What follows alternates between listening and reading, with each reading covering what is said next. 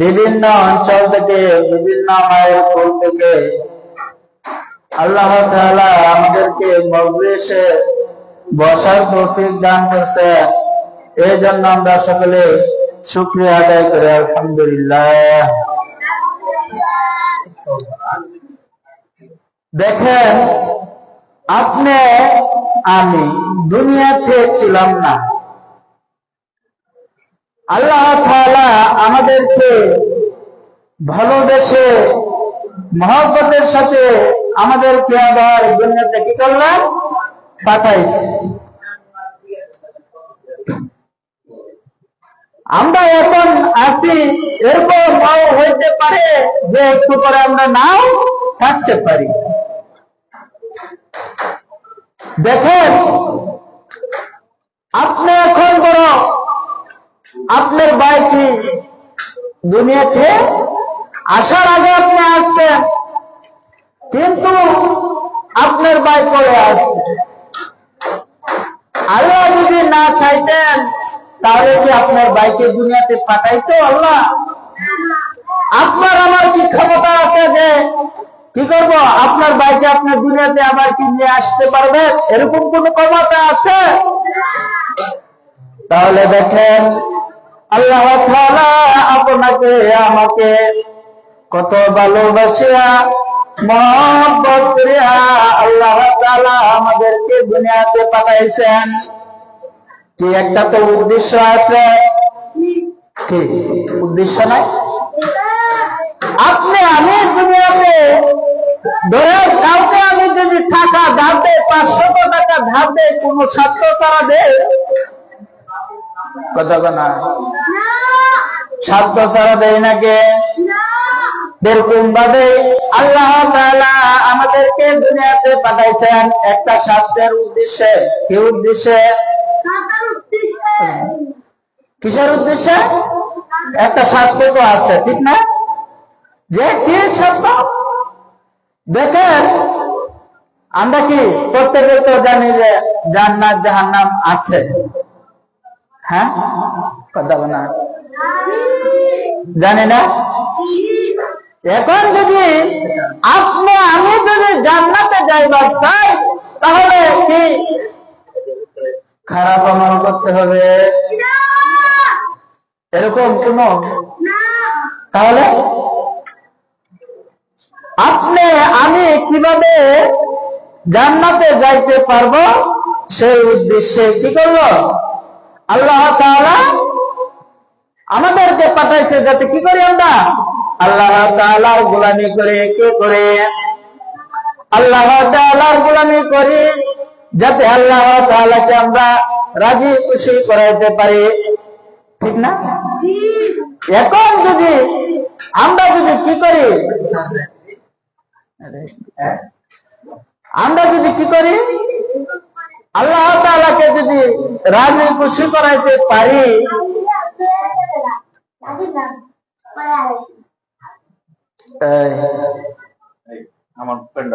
আপনি আমি যদি আল্লাহ তাআলাকে যদি রাজি খুশি করাইতে পারি, তাহলে কি দুনিয়াতেও লাভ, কে আখিরাতেও লাভ। এখন যদি কি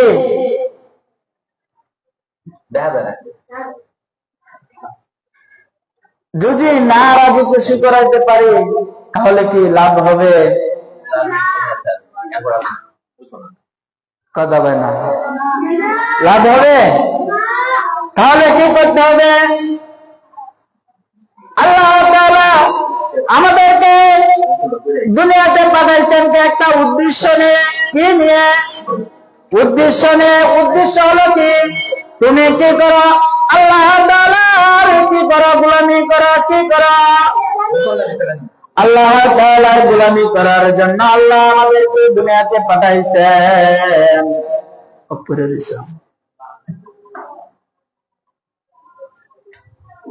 আর যদি কি যদি আল্লাহ গোলামি না করতে পারি, তাহলে কি আমরা আল্লাহ তাআলাকে রাজি খুশি করাইতে পারবো? দেখেন, নবী করিম সাল্লাল্লাহু আলাইহি ওয়াসাল্লাম হাদিসের মধ্যে বর্ণনা করেন যে কি তলাবুল ইলমি ফরিদাতুন আলা কুল্লি মুসলিম,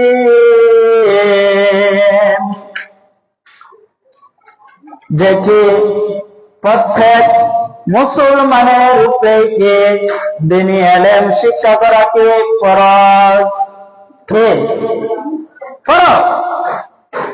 আর আপনি আমি কি করতেছি? কয়জন আছে যে আপনি আল্লাহর ইবাদত করতেছেন? আছে? দেখবেন আপনার এলাকার মধ্যে গিয়ে দেখবেন কি শতকরা কি 100% থেকে কি 1% আছে যে কি আল্লাহর গোলামি করতেছে, আর কি 99% কি নাই।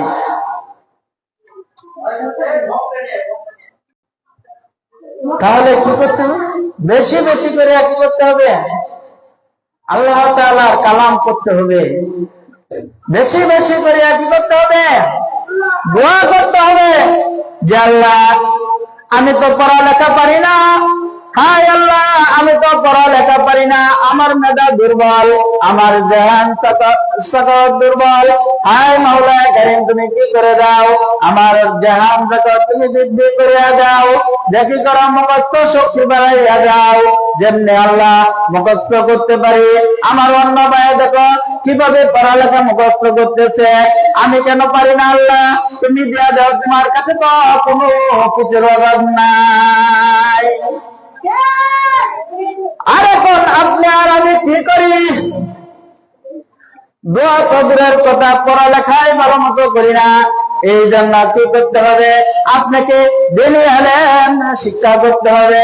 আপনার উপরে কি এই দ্বীনি ইলম শিক্ষা করা যেরকম ফরজ করে দেওয়া হয়েছে, সেরকম ভাবে আপনাকে যেরকম নামাজ ফরজ করে দেওয়া হয়েছে, সেরকম ভাবে কি আপনার উপরে কি ইলমে দ্বীন শিক্ষা করা কি করা হয়েছে, ফরজ করা হয়েছে। রে যুবক, যুবকের দল, তুমি কিসের তো বাহাদুরি করো? তোমার টাকা পয়সা নিয়ে তুমি বাহাদুরি করো। রে যুবক, তুমি আজকে আসো, কালকে এরকম আছে তুমি নাও থাকতে পারো। তোমার মসজিদের মাইকের মধ্যে তোমার এলান শোনা যাইবে। তুমি কিসের বাহাদুরি করো? রে যুবক, আজকে যদি তুমি মারা যাও, এরকম নাই যে তোমার কাপড়ের মধ্যে যে পকেট থাকবে, তোমার পকেটের মধ্যে তোমাকে কি করে দেওয়া হবে? টাকা পয়সা অর্থ সম্পদ তোমাকে সব কিছুই দিয়ে দেওয়া হবে, এরকম তো না। তোমার সাদা 3.5 হাত কি মাটির ঘরের মধ্যে তোমাকে কি করতে হবে? এই সাদা কাপড় নিয়ে তোমাকে যাইতে হবে মাটির ঘরের মধ্যে। যেরকম তুমি কি করতেছ রে যুবক, এখন তুমি দুনিয়াতে তাকিয়া কি করতেছ? টাকার অহংকারে তুমি কি করতেছ? গরিবকে তুমি গরিব মনে করতেছ, কি করতেছ? তুমি ফকিরকে ফকিরে মনে করতেছ। তুমি তাদের সাথে কি করো? তুমি হেদাগিরি দেখাও রে যুবক। তোমার এই বাহাদুর বেশি দিন নয় রে যুবক, যেদিন দেখো মসজিদের মাইকে তোমার নামের এলান আসিয়া যাইবে রে, তখন তুমি যদি কি করো? আবার যদি বলো যে আল্লাহ যা করছি না করছি, বুঝিয়া না বুঝিয়া, আল্লাহ তাআলা তো এটাও বলছে রে যুবক, তুমি যাই করো না কেন, তুমি শয়তানের দুটাই করিয়া করো আর মানুষের দুটাই করিয়া করো, কিন্তু তুমি যদি আমার কাছে একবার মাপ চাও, আমি আল্লাহ তাআলা তোমার গুনাহ কথা সবগুলো কি করবো? সাথে সাথে মাফ করে দিব। আর এখন আপনি আমি কি করব?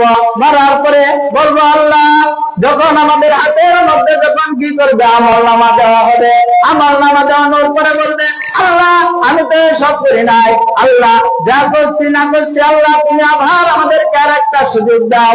তখন আল্লাহ বলবে তোমাকে লম্বা সময় দিয়েছিলাম, কিন্তু তুমি কি করো নাই? ওই লম্বা সময়টুকু তুমি কি করো নাই? কোনো কাজে লাগাও নাই রে যুবক।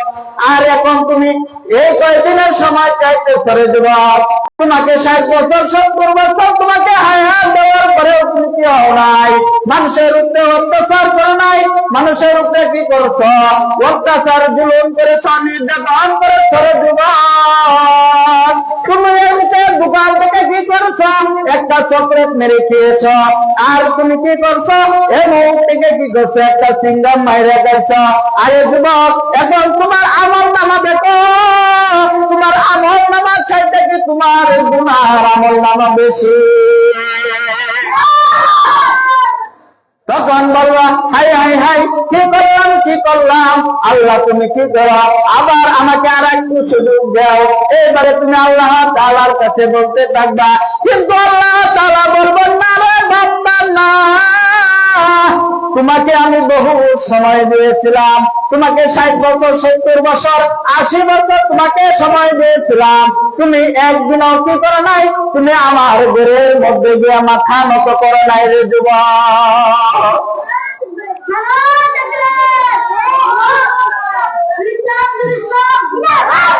আর এখন তুমি কি করতেছ, তুমি অল্প কয়েকদিনের সময় চাইতে ছেড়ে দিবা।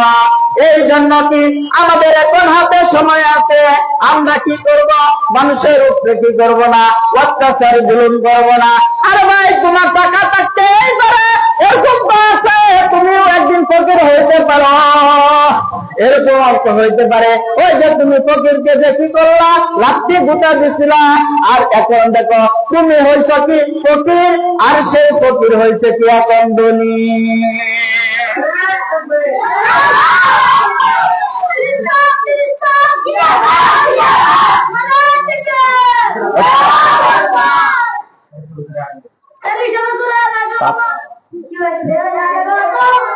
এই জন্য কি করতে হবে, মানুষের সঙ্গে কি করতে হবে, ভালো আচরণ ভালো ব্যবহার করতে হবে, কি হবে না,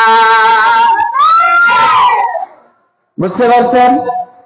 এই জন্য কি আপনি যদি মানুষের সঙ্গে ভালো আচরণ ভালো ব্যবহার করেন, আরে ভাই তোমার এখন টাকা আছে, আমি কি আছে এখন গরিব আছি, এরকমই হইতে পারে, তুমি কালকে থাকবা ফকির, আমি থাকবো কি বড় লোক, এরকম নাই? এরকম বহু ঘটনা আছে দেখি, রাতের বেলায় সে কি আসলো বড় লোক, দিনের বেলায় সে কি হয়ে গেছে, ফকির হয়ে গেছে। শুনছেন না আপনারা? এই জন্য কি করতে হবে, হ্যাঁ ফকির তুমি এখন তুমি টাকার বাহাদুরে কি করতেছ, মানুষকে সম্মানটুকু তুমি করতেছ না। এরকম সময় একদিন আসবে, আল্লাহ তাআলা তো নিজে বলছেন দেখে, আরে বান্দা আমি ধরি না যে সময় ধরি তখন কি করি না, এত সহজে ছাড়ি না। আপনারা বলেন না যে কি হুজুরের মার কি শেষ নাই, হ্যাঁ এরকম ভাবে কি আল্লাহ এখন করতেছে না, যখন ধরবো তোমাকে তখন কি তুমি কোটি কোটি লক্ষ লক্ষ টাকা দিয়েও তুমি কি করতে পারবে না, তোমার জীবনকে তুমি বাঁচাইতে পারবে না। বুঝতে পারছেন? এই জন্য কি করতে হবে, তোমার টাকা আছে থাকুক অসুবিধা নাই, শুকরিয়া আদায় করো আল্লাহর কাছে। আর এখন তুমি কি করো না, শুকরিয়া আদায় করতেছ না। ঠিক হয়েছে? বুঝতে পারছেন? এই জন্য কি করব আমরা, প্রত্যেকে কি করব, প্রত্যেকের জন্য কি করব, দোয়া করব যে আল্লাহ আমার এমুক সমস্যা, তুমি এমুক সমস্যাকে কি করে দাও, হ্যাঁ সমাধান করে দাও। আল্লাহর কাছে কে কোনো কিছুর অভাব আছে নাকি? আপনারা পড়ছেন না যে ব্যক্তি কি করে না, আল্লাহ তাআলার কাছে দুহাত তুলে কি চায় না, কোনো কিছুই চায় না, আল্লাহ তাআলা কি হন, তার উপরে কি হন, রাগান্বিত হন, কি হন, রাগান্বিত হন। এই জন্য রে যুবক, তুমি যদি আল্লাহর কাছে চাও, মানুষের কাছে তুমি ভিক্ষা চাইতে পারো যে 2টা টাকা ভিক্ষা দেন, আমি কি করতে পারি না, কতদিন ধরে কিছুই চাই না, তুমি আল্লাহ তাআলার কাছে 2 হাত তুলে ভিক্ষা চাও। ঠিক, আল্লাহর কাছে কোনো কিছুর অভাব আছে? আপনি মানুষের দ্বারে গিয়ে হাত পাততেছেন, মানুষ না করে দিবে, কিন্তু আল্লাহ কি করবে না, কখনোই মানা করবে না। ঠিক, আল্লাহ তাআলা কি মানা করবেন? আল্লাহ কি করবে, আরো দিবে ফেরেশতাদেরকে বলবে